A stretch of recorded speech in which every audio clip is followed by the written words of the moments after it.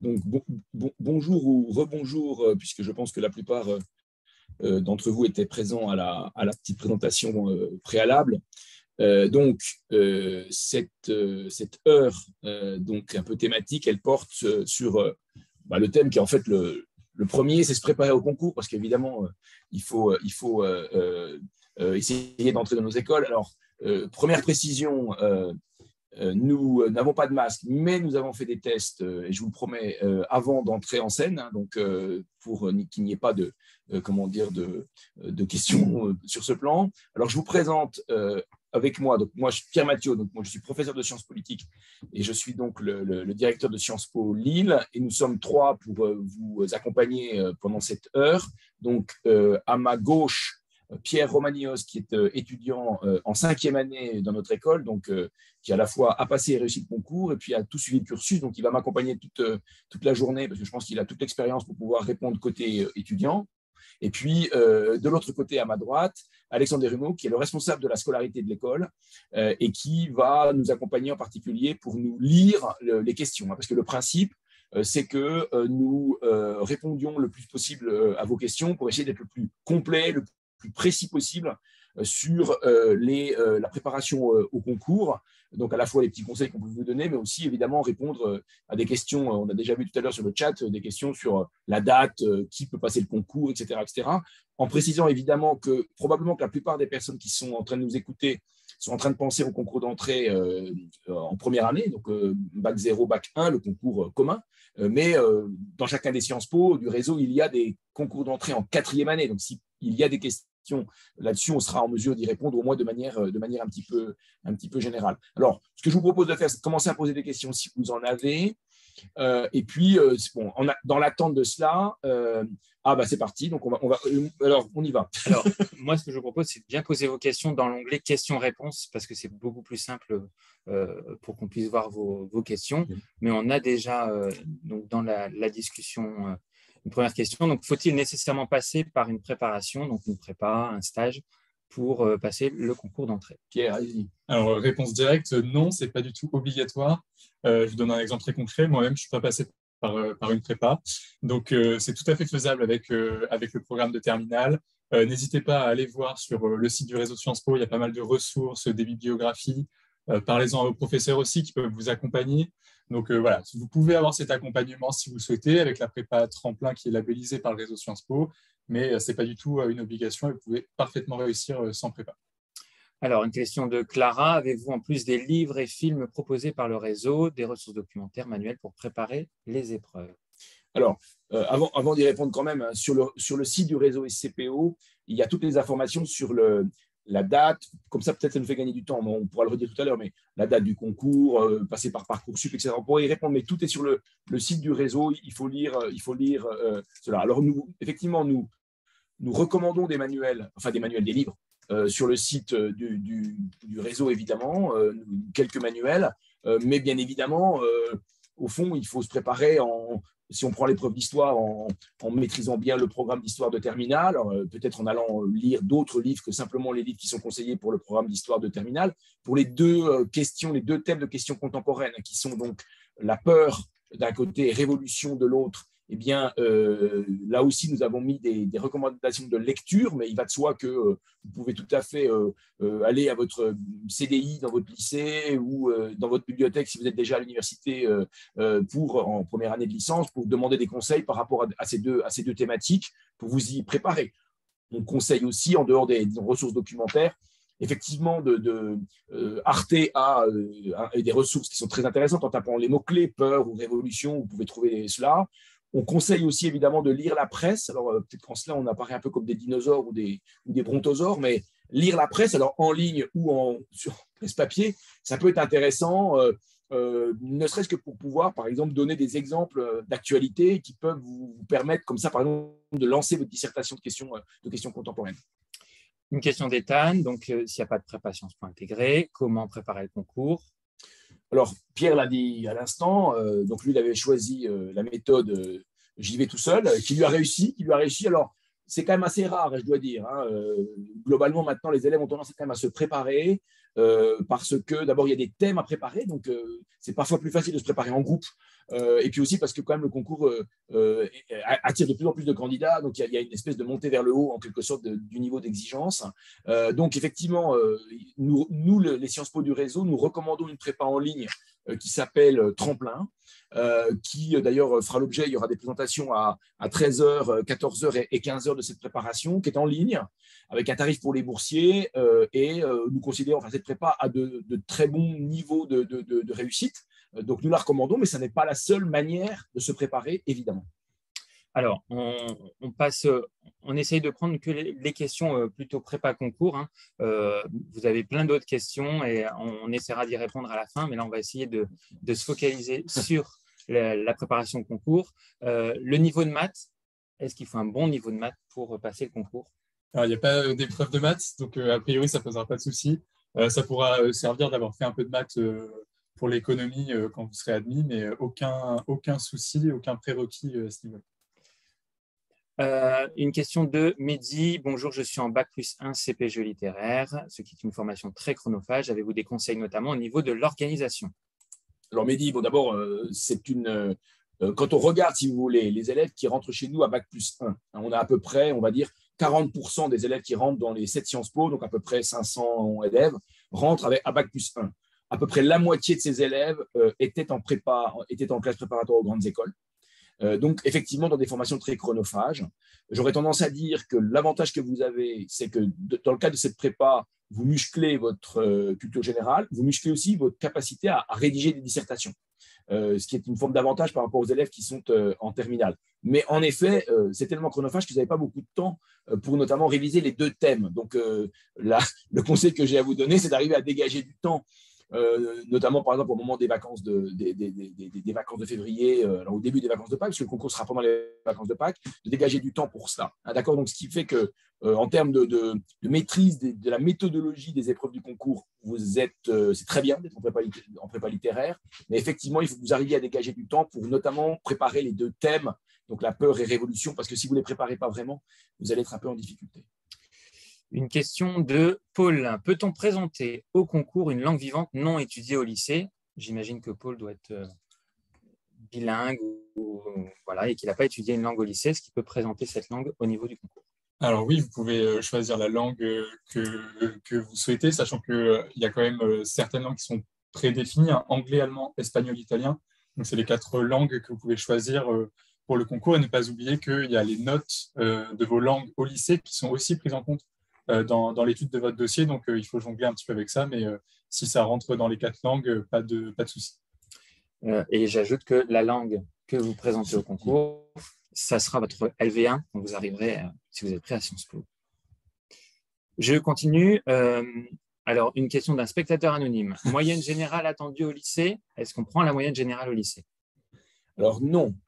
Alors là, il faut faire un petit retour en arrière sur l'histoire récente. Hein. Les 2 dernières années, le concours commun, pour des raisons liées à la Covid, a été largement annulé en réalité. On a été obligé de prendre en compte autre chose puisqu'on ne pouvait pas organiser les épreuves telles qu'on le faisait d'habitude. Donc, on a pris des notes, on a pris uniquement ou pratiquement uniquement des notes de lycée, d'accord, de contrôle continu du lycée. En 2022, évidemment, si le Covid nous laisse tranquille, il est prévu de mettre en place le concours qu'on avait prévu de mettre en place en 2021, c'est-à-dire un concours avec des épreuves une journée donnée. Et puis, Pierre vient de l'évoquer un petit peu, on va prendre la moyenne, écoutez bien, c'est important, la moyenne des notes de LVA et LVP obtenues en terminale. Et puis, on va par ailleurs prendre les 2 notes, enfin la moyenne des 2 notes obtenues en épreuve de spécialité en mars prochain. Les élèves qui sont en terminale cette année vont passer des épreuves en mars prochain de leurs 2 épreuves de spécialité. On va faire la moyenne de ces 2 notes et on va donner coefficient 1, quelles que soient ces épreuves de spécialité. C'est-à-dire ça peut être les maths et la physique, ça peut être l'histoire géo, géopolitique, sciences politiques, ça peut être SES, n'importe quoi.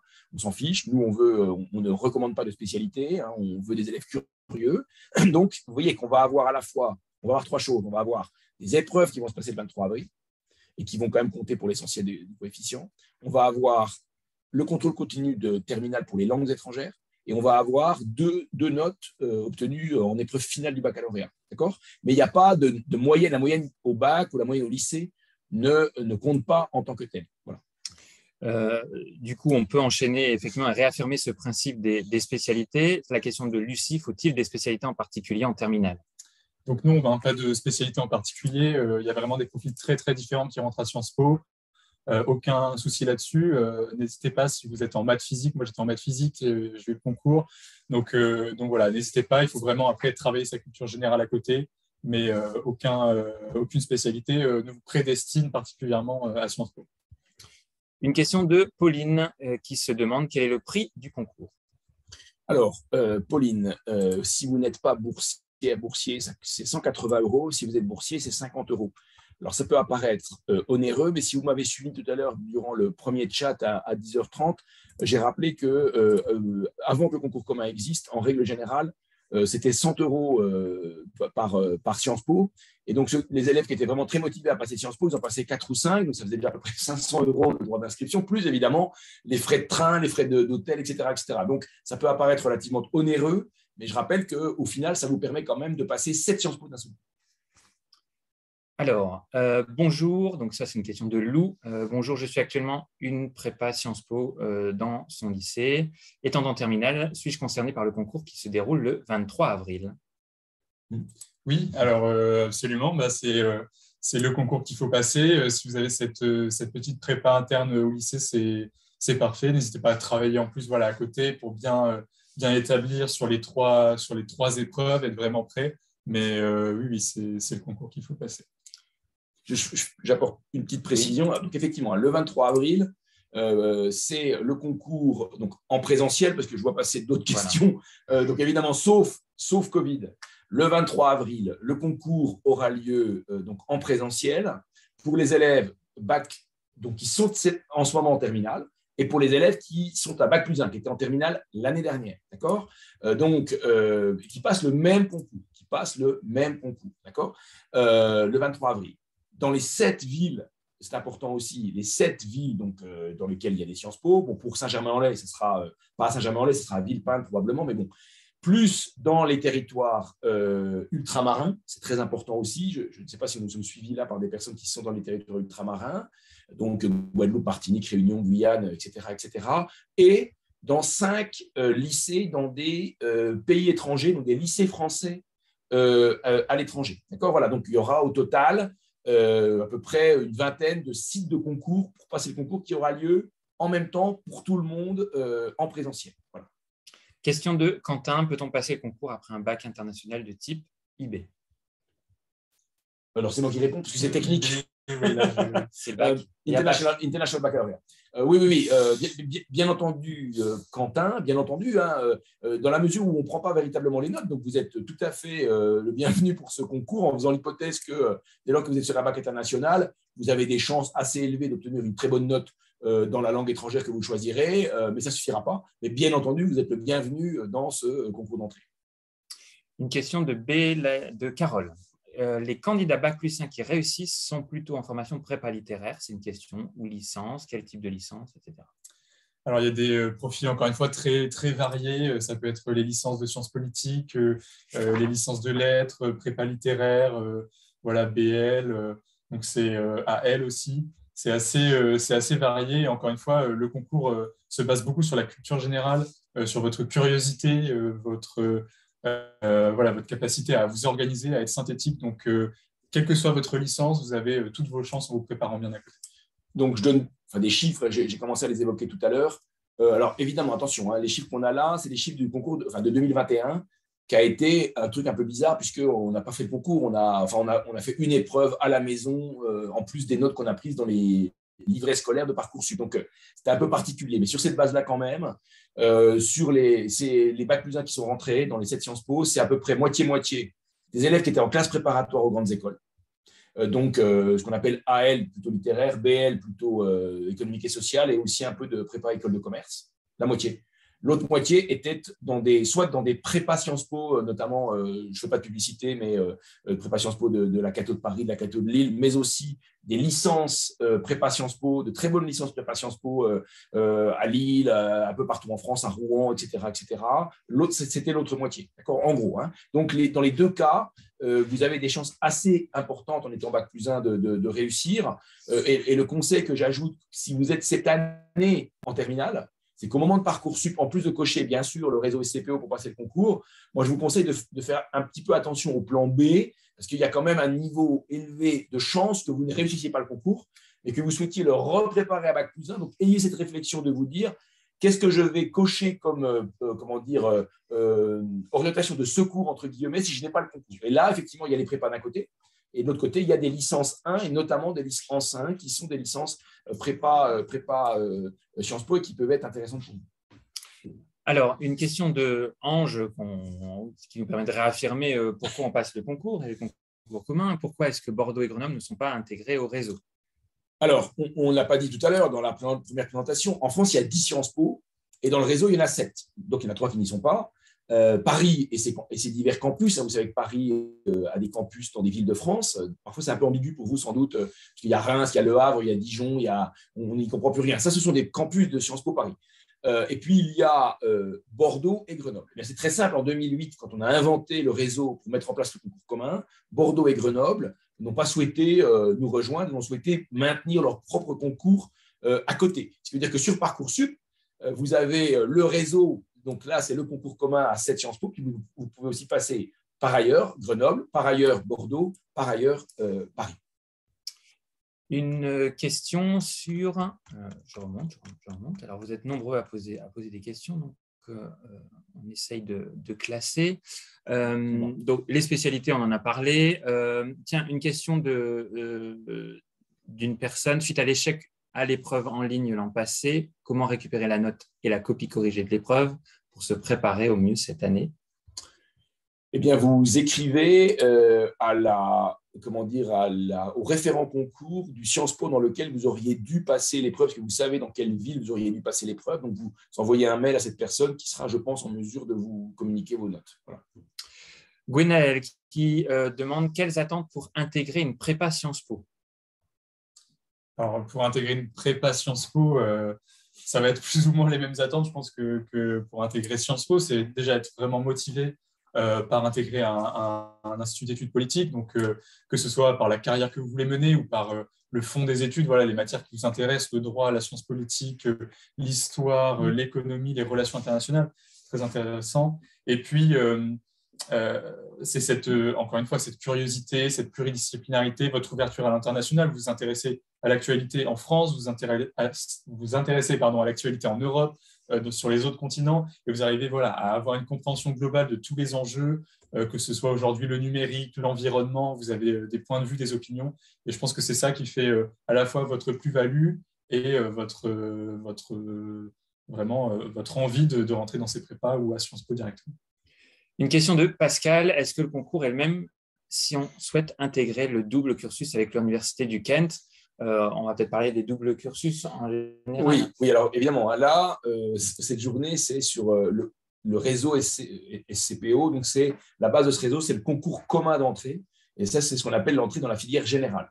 Mais maintenant, effectivement, un certain nombre de Sciences Po, dont Sciences Po Lille, proposent par ailleurs une entrée dans des doubles diplômes.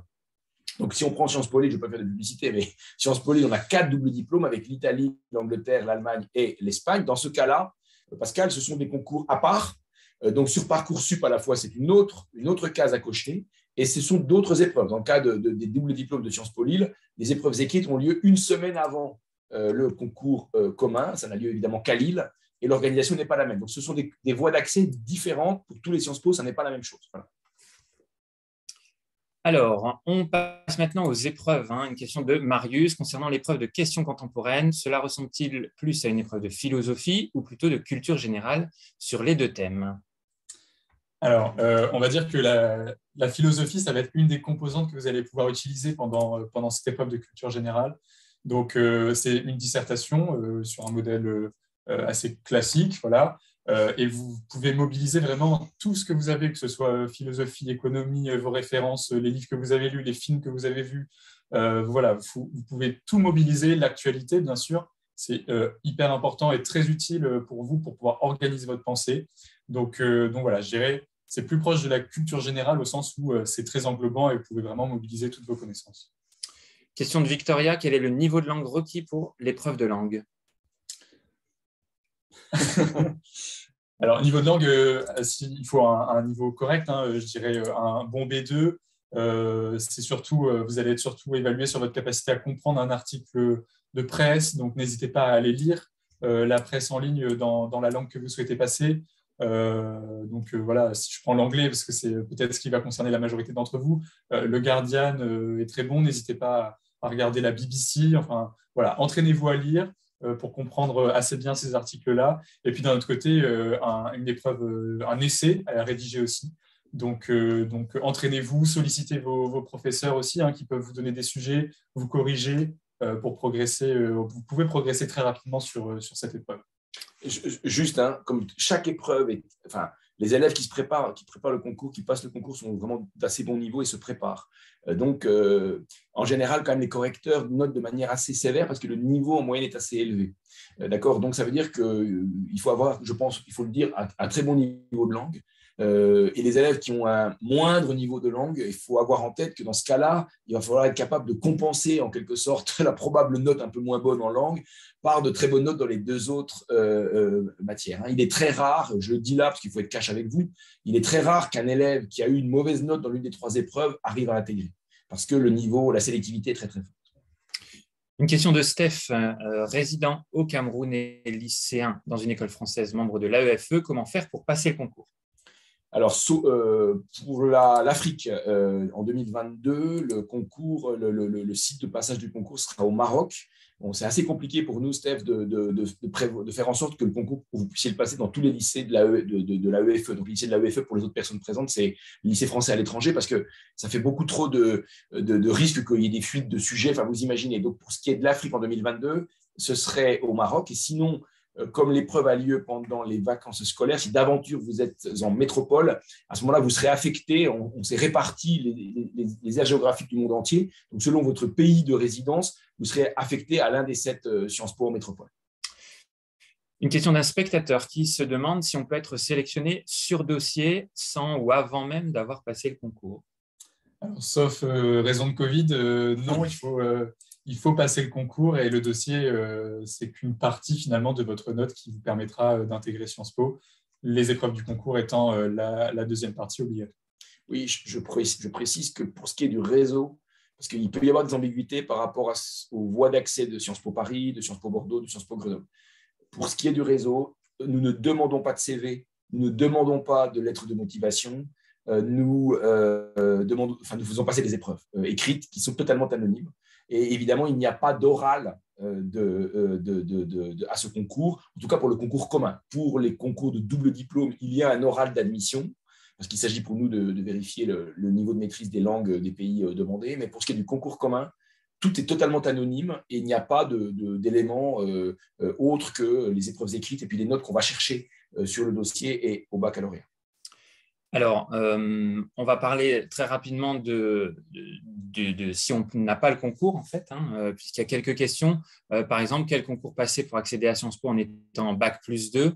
Là, on sort du concours commun. Oui, on sort du concours commun, mais juste dans les 7 Sciences Po du réseau, quelques-uns d'entre eux proposent une voie d'entrée en 2e année.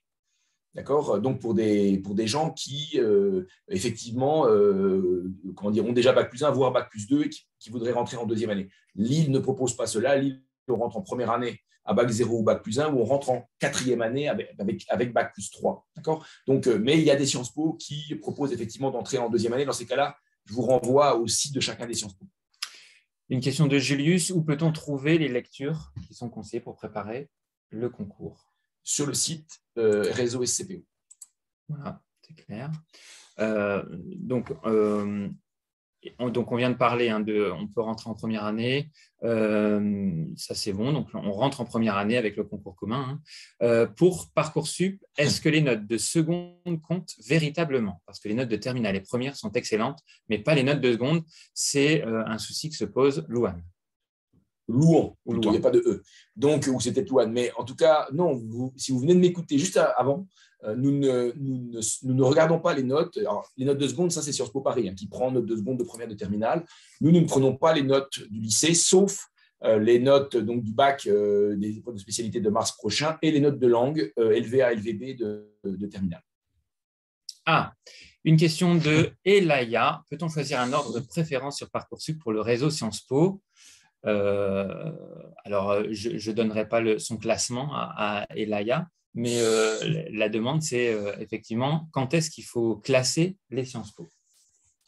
Alors oui, effectivement, vous classez, quand vous vous inscrivez au concours, vous devez classer l'intégralité des 7 Sciences Po du réseau selon votre ordre de préférence. Ah non, pardon. Ah, c'est plus ça? Ça a changé. Ça a changé. Et oui, parce que lui, voilà, c'est une excuse parce qu'en fait, Pierre, il est rentré avant Parcoursup. Donc, Eléa, je prends la parole, excusez-moi, Pierre, c'est que, en fait, depuis Parcoursup, donc depuis 2020, on est rentré dans Parcoursup en 2020. Donc, en fait, quand vous vous inscrivez au concours, vous cochez la case, donc pour le concours commun, vous cochez la case réseau SCPO, et donc vous êtes présumé être intéressé par les 7 Sciences Po du réseau. Donc, ça veut dire que vous ne pouvez pas mettre d'ordre préférentiel. Vous ne pouvez plus mettre d'ordre préférentiel 1 tel Sciences Po jusque 7, ou même n'en mettre que 3. Vous êtes présumé intéressé par les 7 Sciences Po, et même, je dirais 8, puisqu'il y a le site de Saint-Étienne de Sciences Po Lyon.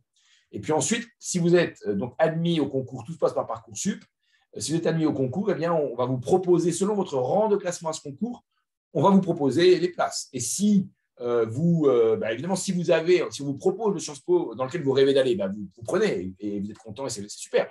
Si dans un premier temps, vous êtes lauréat, donc vous avez le concours, mais vous n'avez pas le Sciences Po que vous voulez, vous savez peut-être que vous pouvez cocher ce qu'on appelle le oui mais, donc vous acceptez le bénéfice du concours, puis vous attendez, parce que vous pouvez attendre, vous attendez qu'éventuellement, en remontant dans le classement, vous puissiez accéder aux Sciences Po de vos rêves. D'accord ? Moi, ce que je dis beaucoup, c'est que c'est d'abord très bien de réussir le concours Sciences Po. La question d'aller à Rennes, à Lille, à Lyon, etc., c'est secondaire. Donc, il faut vous interroger là-dessus, hein, même si, bien sûr, vous avez complètement le droit, pour plein de raisons, de préférer aller dans telle ou telle Sciences Po, ne serait-ce que pour des raisons pratiques, si vous habitez à côté, que ça vous coûtera beaucoup moins cher. Mais c'est d'abord, ça vous permet d'accéder au 7. Et évidemment, vous pouvez ensuite, selon vos préférences, faire des choix sur Parcoursup au moment de la remontée de votre dossier sur Parcoursup. Une question de Nathalie qui se demande quand est-ce qu'on connaît le résultat du concours, comme on prend les notes du bac automatiquement. Est-ce que ça se passe en juillet? Non, Nathalie. Alors, je m'excuse parce que vous savez que par ailleurs, je m'occupe de la réforme du bac, donc c'est des sujets que je connais par cœur. Non, les épreuves de spécialité vont avoir lieu au mois de mars. Donc, les notes des 2 épreuves de spécialité du baccalauréat vont être connues dans Parcoursup. Elles vont remonter dans Parcoursup, n'est-ce pas? Et donc, ce n'est pas juillet. Hein. On prend les notes auxquelles on aura accès au mois d'avril.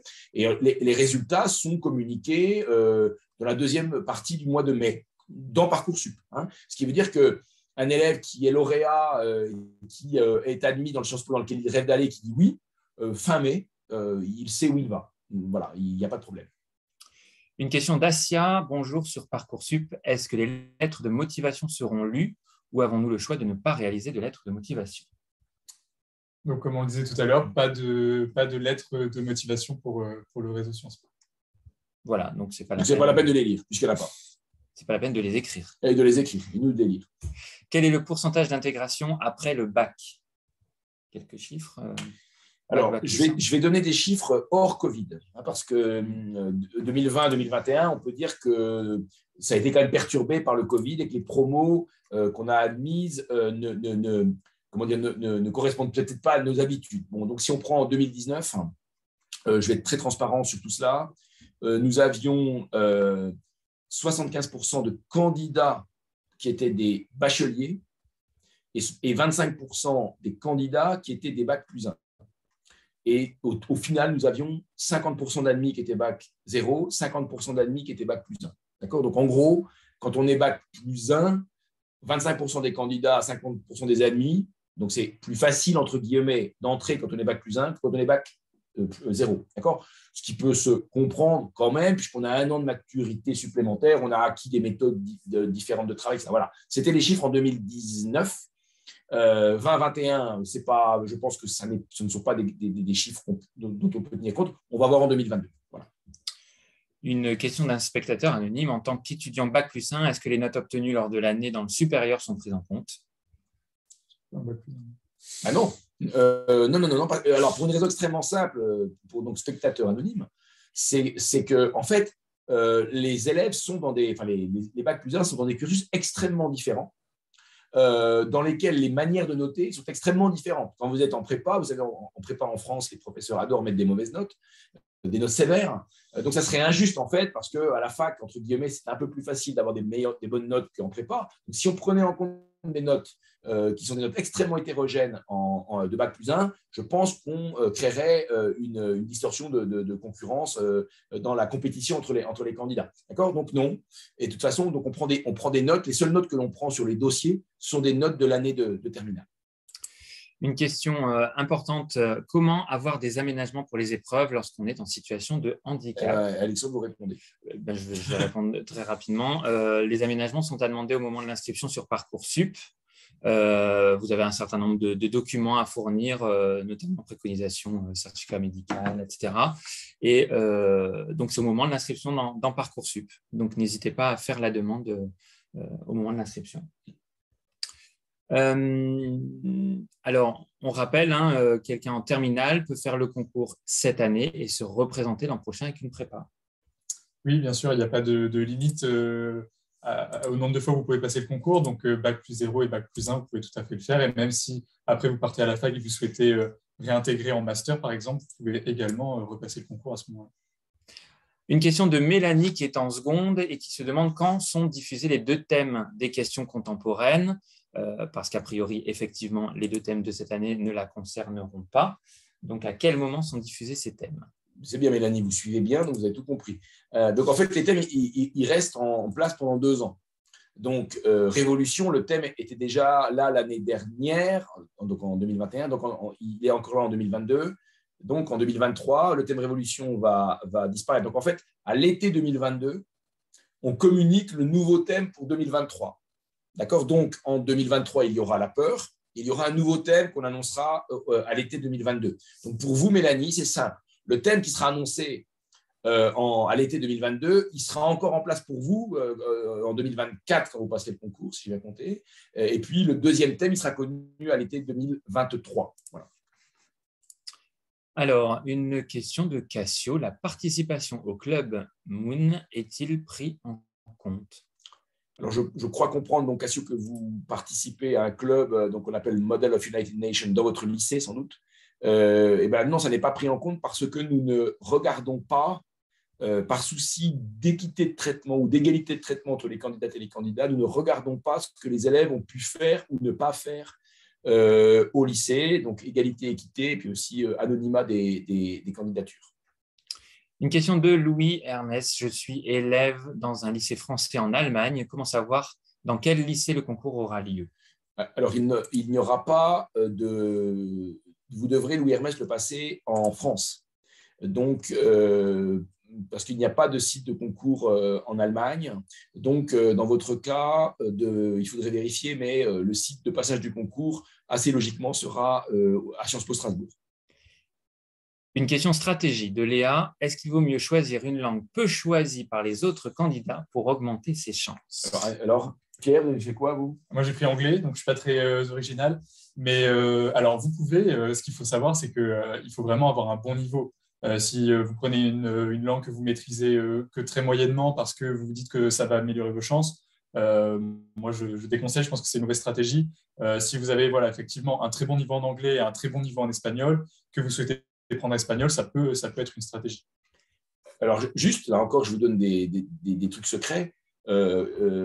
En fait, par exemple, vous avez 66% à peu près des candidats qui prennent anglais et 66% des gens qui rentrent ont pris anglais. Mais donc, il n'y a pas de langue qui vous donne plus de chances d'entrer. Parce qu'on pourrait se dire, tiens, italien, très peu de gens l'apprennent, donc je vais l'apprendre et ça va me permettre de rentrer. En fait, non. Donc, vraiment, le conseil qu'on vous donne, c'est de prendre la langue dans laquelle, celle que vous maîtrisez le mieux parmi les 4. Et en général, c'est quand même celle que vous étudiez au lycée en LVA.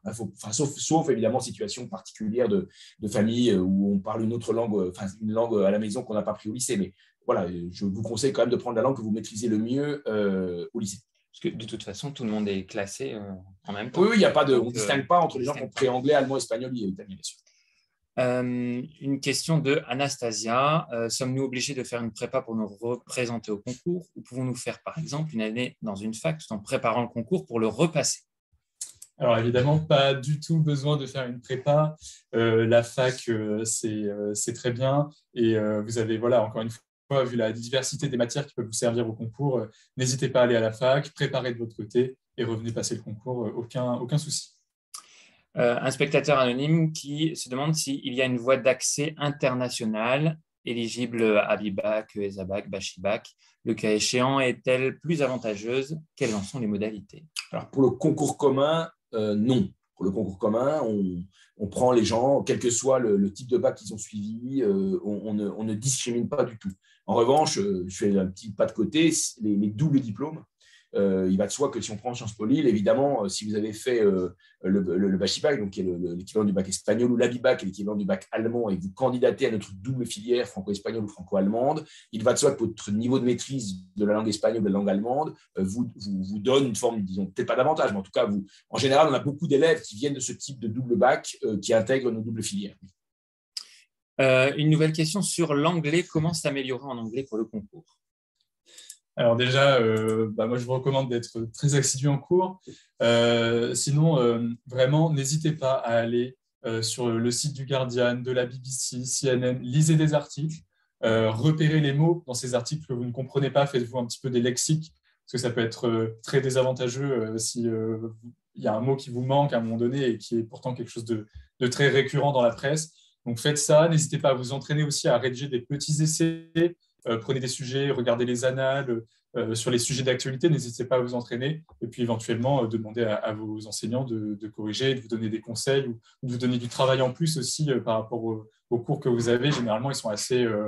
ils n'hésitent pas à vous aider, à vous accompagner dans la démarche, mais allez les voir. Toujours concernant les langues, les manières de noter en LVA et LVB peuvent être différentes selon les professeurs et les lycées. Prenez-vous en compte l'écart par rapport à la moyenne de la classe? Nous ne le prendrons pas pour des raisons sur lesquelles je n'entre pas ici de complexité de la manipulation de l'outil Parcoursup. Hein. Mais conscient de cette situation, nous avons décidé de ne donner que 0,5 coefficient sur le total des coefficients de ce concours. Il y a 9 coefs. Ce ne sera que 0,5 coefficient, justement pour tenir compte de cela. Et si on se rend compte que, disons, ça n'est pas très discriminant, enfin qu'en gros, ça va, on montera le coefficient. Mais là, cette année, on est prudent, donc on a mis 0,5 coefficient sur cette note-là. Voilà. Une nouvelle question de stratégie. Si on fait en sorte de redoubler pour réussir Sciences Po, pensez-vous que c'est bien? Écoutez, alors moi, j'avais redoublé ma troisième, mais c'était vraiment pas pour faire Sciences Po, parce qu'à l'époque, je ne savais pas que ça existait. Écoutez, non. Si vous redoublez, c'est que vous n'êtes pas un excellent élève, donc il vaut mieux redoubler. Mais que vous vouliez faire Sciences Po ou pas, voilà. Redoubler en vous disant je vais avoir 1 an de maturité supplémentaire pour passer le concours, j'aurais tendance à vous dire passez le concours l'année de terminale, vous préparez le mieux possible. Si vous ne l'avez pas, faites un bac plus 1 qui, est une préparation à Sciences Po et retentez-le. Ça serait idiot de vous imaginer si vous redoublez pour vous donner toutes les chances et que vous ratez, c'est vraiment une année complètement ratée. Alors que si vous faites une EL1, par exemple, vous ne perdez pas votre temps, vous faites votre EL1. Si vous avez Sciences Po, c'est bingo. Si vous ne l'avez pas, vous faites votre L2, vous ne perdez pas d'année d'études. Vous êtes plusieurs à vous demander où pouvoir passer le concours. J'ai vu quelqu'un qui se demandait, qui habitait Poitiers, où est-ce qu'il peut passer le concours. Peut-être rappeler où on peut trouver les villes où on va pouvoir passer le concours. Alors, la rédaction de la question est dans quelle ville se rendre pour passer le concours. Écoutez, vous allez… alors, je vais le dire comme ça. Plus tôt vous allez vous inscrire définitivement au concours sur Parcoursup. Donc, Parcoursup va ouvrir au mois de janvier. Je pense que vous connaissez la procédure. C'est assez bien expliqué sur Parcoursup. Plus tôt vous allez vous inscrire définitivement et plus vous allez avoir de chances d'être affecté dans le Sciences Po, donc dans la ville du Sciences Po le moins éloigné de chez vous. Donc, si vous habitez les Hauts-de-France, plus tôt vous allez vous inscrire et plus vous aurez de chances de passer le concours à Lille. Idem pour les gens qui sont dans l'est de la France, pour Strasbourg, dans l'ouest pour Rennes, etc. D'accord ? C'est vrai que si vous vous inscrivez tardivement, là, on vous affectera là où il reste encore des places. En gros, on a prévu d'accueillir à peu près 2000 candidats pour la métropole dans chacune des villes. On a donc tablé sur 14 000 candidats, parce qu'on n'a pas encore donné les chiffres. L'année dernière, on a eu 13 800 candidats pour 1150 places. Donc, on a prévu 2000 places par Sciences Po. Donc, au départ, on affecte les gens en fonction de la proximité. Puis, si à un moment donné, par exemple, Sciences Po a 2000 candidats inscrits définitivement et qu'il y a un Lillois qui se réveille au dernier moment la veille et qu'il n'y a plus de place, à ce moment-là, on l'affectera dans la ville, la deuxième ville la moins éloignée, etc., etc. Voilà. Une question d'Angie. Peut-on rentrer à Sciences Po uniquement avec une mention très bien au bac? Alors non, non, pas du tout. Pas à Lille, pas à Lille. Pas à Lille, oui, effectivement. Mais ça ne vous dispense pas du concours, donc préparez-vous. Oui, alors, deux choses, je précise. Dans certains Sciences Po, mais pas Lille, il y a une petite voie d'admission particulière pour mention très bien. Mais en fait, il y a tellement de candidats pour tellement peu de places que c'est encore plus dur que le concours commun. Et deuxième chose, c'est que 90% des gens qui rentrent, qui réussissent le concours d'entrée du réseau, ont eu ou vont avoir le bac avec mention très bien. D'accord? Donc voilà, c'est ça qu'il faut quand même dire, et pour être parfaitement honnête avec vous, c'est quand même un concours, parce qu'on ne l'a pas trop dit. Vous avez 13 800 candidats, 1150 places, avec les gens qui se désistent, parce qu'il y a des gens qui ont autre chose et qui ne prennent pas le réseau, ou qui ont un Sciences Po qu'ils ne voulaient pas, donc ils renoncent, ils ne prennent pas le concours. On va à peu près jusqu'au 1900e. Le dernier admis est 1900e au concours sur à peu près 14 000 candidats. Donc, c'est extrêmement sélectif. Et quand on regarde les 1150 élèves qui nous ont rejoints à la rentrée dernière, 90% à peu près avaient eu ou ont eu le bac avec mention très bien. Une question d'Elio. Est-il trop tard Est-il trop tard pour se préparer au concours commun par la prépa tremplin ou est-ce encore envisageable de débuter une préparation efficace? Alors, Elio, je ne suis pas en mesure de vous répondre, mais à 13h, il y a une heure avec les gens de la prépa tremplin. Vous pouvez vous connecter par le réseau et je pense que vous pourrez avoir une réponse à cette question. Et pareil, sur les questions sur les domaines de formation des Sciences Po, etc., ou du cursus, il y a un atelier qui pourra répondre à toutes ces questions. Tiens, avons-nous le droit à un dictionnaire unilingue pour l'épreuve de langue? Non. Voilà. Est-ce que les 7 écoles proposent-elles des doubles diplômes? Non. Je suis assez engagé et investi depuis plusieurs années dans la vie associative. Est-ce valorisé pour entrer à Sciences Po? Non. Alors, attention, nous, les choses soient claires. On est très content que vous soyez très engagés dans votre lycée, mais si vous nous avez écouté, Pierre-Alexandre et moi, depuis tout à l'heure, on a dit que pour le réseau SCPO, nous ne regardons pas les CV des candidats. Voilà, donc nous avons évidemment ensuite dans l'école, mon voisin, Pierre, a été très engagé au lycée déjà. D'ailleurs, il est très engagé encore dans l'école. Il en parlera tout à l'heure quand on aura le chat sur la vie de campus et la vie associative. Mais on ne regarde pas ça. Alors, je vais vous expliquer pourquoi on ne regarde pas ça. On ne regarde pas ça parce que d'un côté, c'est très difficile de vérifier. C'est-à-dire que si vous avez 14 000 candidats et qu'on demande 14 000 CV et que des candidats nous disent qu'ils sont engagés ici, engagés là, etc., on ne peut pas vérifier. On ne peut pas vérifier et il n'est pas impossible que certains élèves nous racontent un petit peu ce qu'ils ont envie de nous raconter parce qu'ils se disent si je dis que je suis engagé dans une cause, etc., ça va me donner des points. Donc, on ne peut pas vérifier. Puis ensuite, selon les lycées dans lesquels on a la chance ou pas la chance d'avoir un modèle of United Nations, une prépa Sciences Po, etc., etc. Dans d'autres, on ne l'a pas. Et donc, si on prenait ça en compte, il nous semble à nous, les directeurs, directrices du réseau, que ce serait quelque part introduire une forme de rupture d'égalité entre les candidats. Donc nous, on est un peu vieux jeu pour ça. On préfère un concours écrit, anonyme. On corrige les copies, on ne sait pas à qui on a affaire. Voilà. Et une nouvelle question, si on obtient le concours, peut-on en garder le bénéfice et prendre le temps de suivre un autre cursus pendant 1 an ou une expérience d'1 an à l'étranger avant d'intégrer? Non. Non, ce n'est pas possible. Si vous avez pour des raisons d'organisation, sinon on n'y arrive pas. Voilà. On avait une question. Alors, je précise, on peut faire une césure. C'est important parce que ça se met en place de plus en plus. Moi, ce que je vous conseille dans ce cas-là, si vous avez envie d'aller chasser le kangourou en Australie pendant 1 an, vous pouvez, il faut entrer. Et puis, il y a la possibilité de faire une année de césure qui est en train de se routiniser dans les établissements d'enseignement supérieur durant le cursus. Voilà, c'est peut-être mieux. Une question de Noé. Quelles sont exactement les 3 épreuves écrites du concours? Pierre, qui a la chance de ne plus avoir à le passer, va vous l'expliquer. Alors, exactement, j'ai la bonne position. Alors, une première épreuve donc, de questions contemporaines qui va être une épreuve de dissertation sur des sujets qui vous seront proposés en lien avec les thèmes que vous connaissez, donc révolution et la peur. Donc ça, c'est la première épreuve. Ensuite, vous avez une épreuve d'histoire Pareil, il y a un sujet d'histoire sur lequel vous devez disserter qui se base essentiellement sur le programme de terminale. Hein. Donc là-dessus, pour ceux qui sont en terminale cette année, voilà, pas de souci, c'est votre programme, bossez-le bien et il n'y aura pas de souci. Et puis, donc, une dernière épreuve de langue qui va se constituer d'une partie avec un texte, des questions sur le texte, et puis un petit essai à rédiger sur un sujet souvent en lien avec l'actualité. Donc, c'est pour ça aussi, n'hésitez pas à suivre l'actualité, notamment internationale, dans la langue que vous avez choisie au concours. Donc, question contemporaine COEF 3, durée 3 heures, c'est le matin.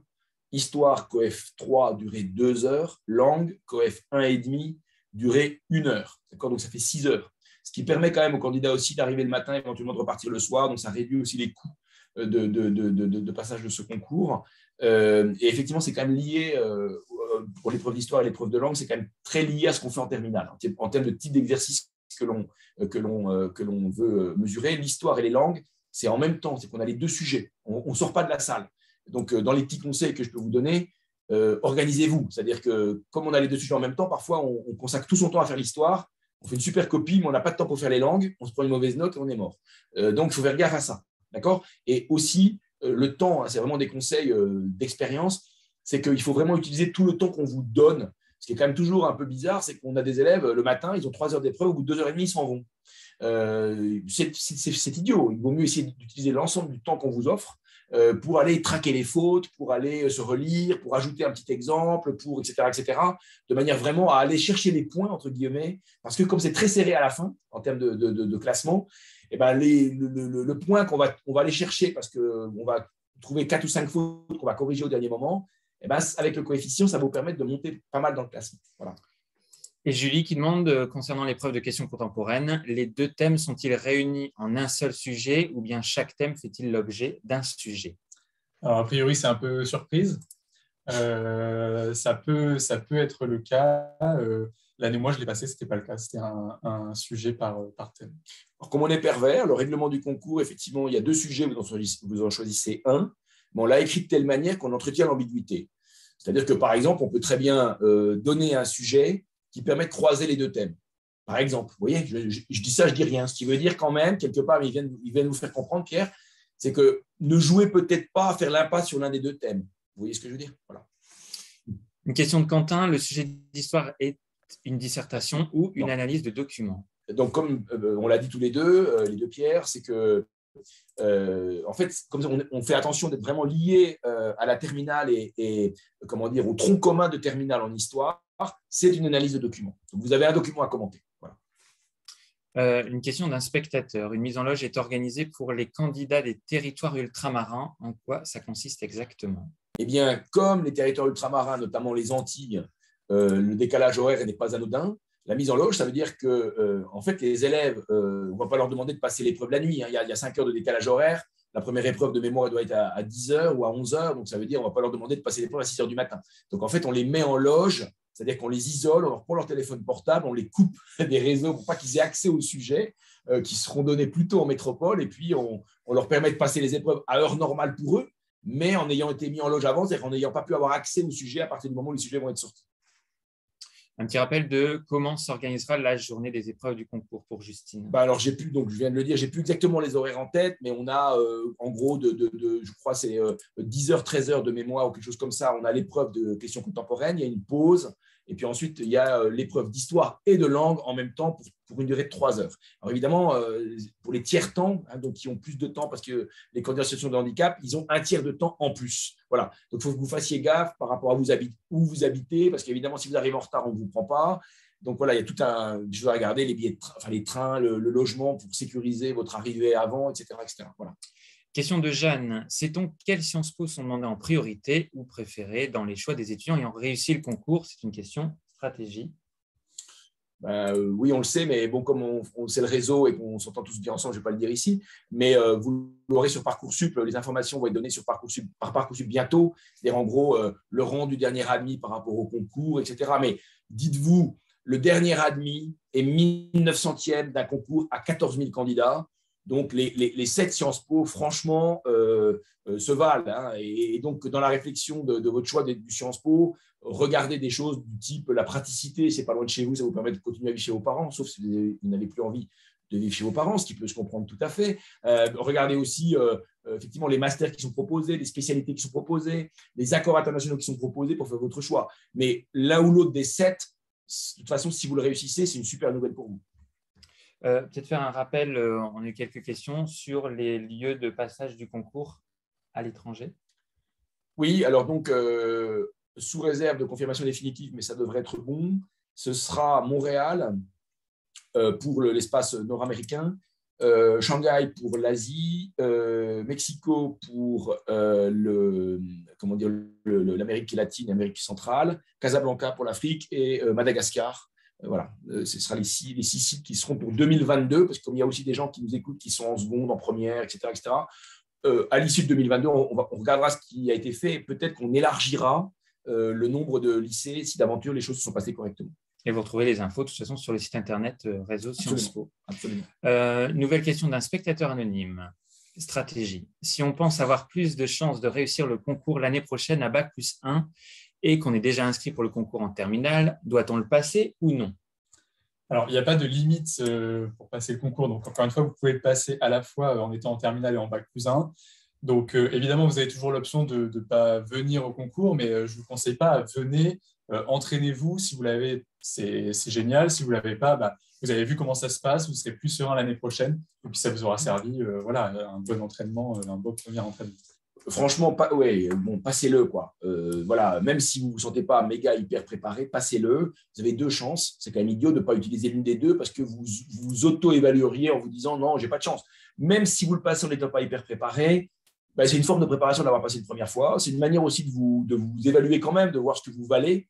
Donc, passez-le. Vraiment, le conseil, ce serait idiot de ne pas le passer en terminale. Donc, vous avez 2 chances, utilisez les 2, je pense. On est en train de prendre les dernières questions parce qu'après, il faudra laisser la place. Mais il y aura d'autres temps sur découvrir le concours et se préparer au concours. Une question de Mehdi, combien de places sont proposées en tout? Donc 1150 à peu près au total des 7 pour le concours commun. Il y a aussi donc les doubles diplômes par ailleurs.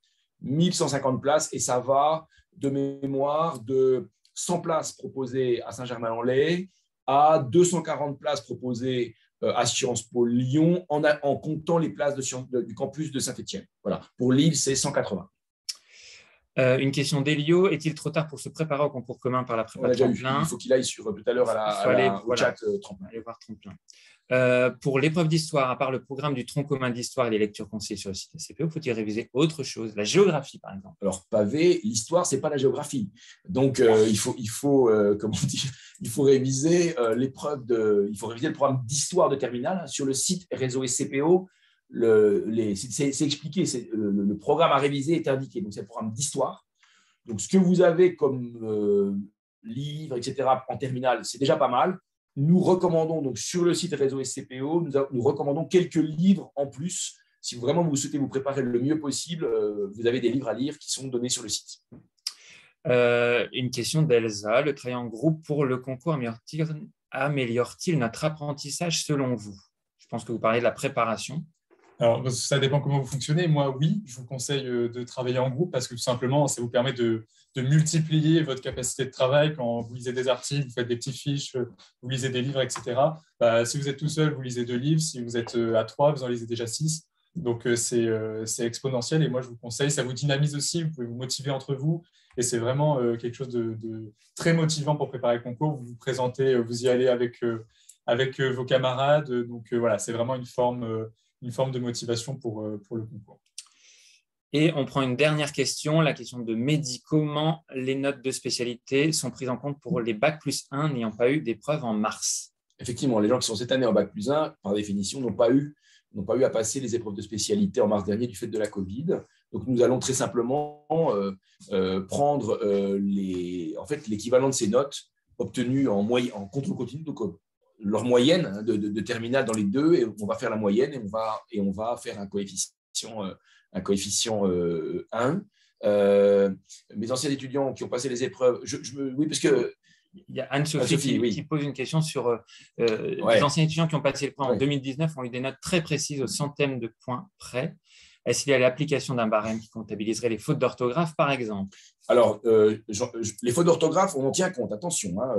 Comme vous savez, c'est dans les vieux pots qu'on fait les bonnes confitures. Nous, on n'aime pas les fautes d'orthographe. Et il va de soi que les correcteurs ont des consignes, j'insiste, pour, disons, ne pas faire preuve de beaucoup de gentillesse pour les copies avec des fautes.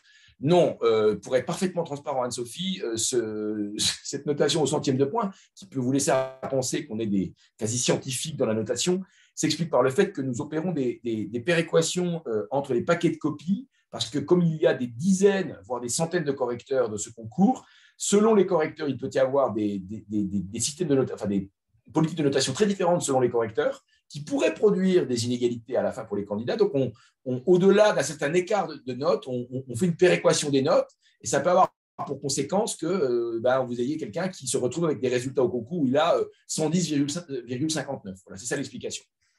Allez, dernière question. Arnaud, qui est élève de première, il se demande s'il y a un oral ou un entretien qui sera organisé en plus du concours d'entrée et du dossier. Alors, pas d'épreuve orale pour le concours du réseau Sciences Po.